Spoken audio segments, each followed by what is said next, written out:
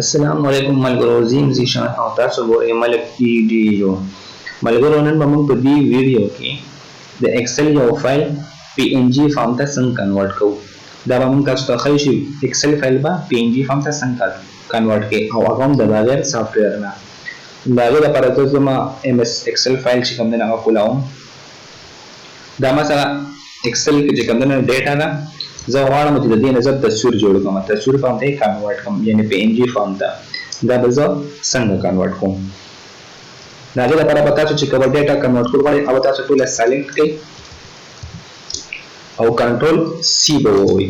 کنټرول سی سره به دا کاپي شي هغې نه پس به لاړ شئ دلته پیسټ آپشن ته دې باندې به کلیک کړئ او تاسو به لاندې راشئ پکچر په دې باندې به سلیکټ کړئ او دا چې کوم دی نو زه په شیټ 4 کې چې کوم دی نو دلته کې دا زه پیسټ کوم دلته به راشم او دلته په دې آپشن باندې پکچر یو دې باندې دا زه سلیکټ کوم دلته دا به چې کوم دی نو ما سره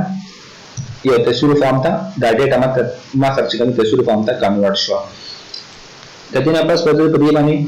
رائټ کلیک کوم او را بشم کاپی ته کاپی به وما هغې نه پس په زه لږ شم ایم ایس ورډ یو فایل به کولاو کوم او دلته کې به رائټ کلیک کوم یا به چې کوم دی نو کنټرول وي سره دا زه پیسټ کوم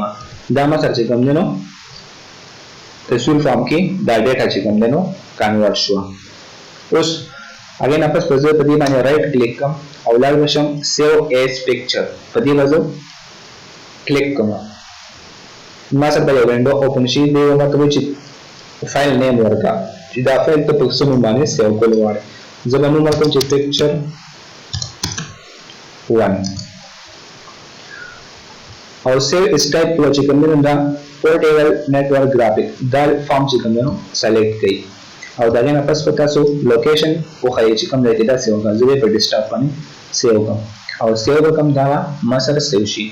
او هغې نه پس به زه شم ډیسکټاپ ته دا به زه وګورم چې سیو شوی دی او که نه دا مو سره هغه فایل دی چې په پی ان جي فارم کې چې کوم دی نو مو سره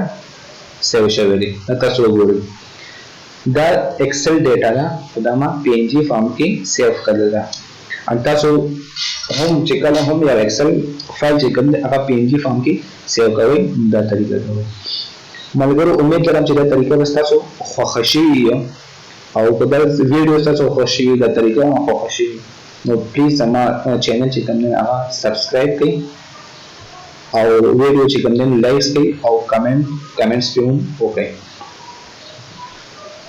د بلې ویډیو پورې د الله په امان